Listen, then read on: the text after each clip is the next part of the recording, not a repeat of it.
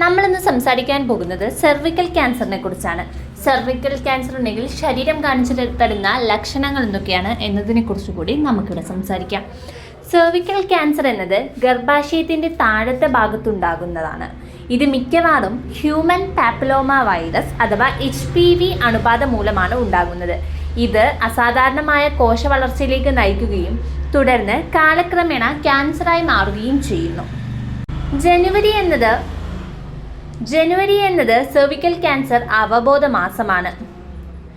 Cervical cancer പ്രതിരോധത്തെക്കുറിച്ച് ജനങ്ങളെ ബോധവൽക്കരിക്കുക, സ്ക്രീനിങ്ങിലൂടെ ഇത് നേരത്തെ കണ്ടെത്തി, അതായത് പാപ്പ് ടെസ്റ്റുകളാണ് കൂടുതലും ചെയ്യാറ്, നേരത്തെ കണ്ടെത്തി ഇതിനെക്കുറിച്ചുള്ള ശ്രദ്ധ കൂടുതൽ ആളുകളിലോട്ട് എത്തിക്കുക എന്നതിനും കൂടിയാണ് ഇങ്ങനെയൊരു മാസം നമ്മൾ ആചരിക്കുന്നത്.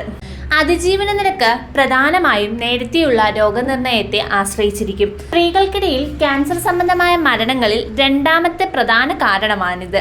2024 ഇന്ത്യയിൽ 14.13 ലക്ഷത്തിലധികം പുതിയ ക്യാൻസർ കേസുകളും 9.16 ലക്ഷം മരണങ്ങളും രേഖപ്പെടുത്തിയതായി International Agency for Research on Cancer IARC വ്യക്തമാക്കി.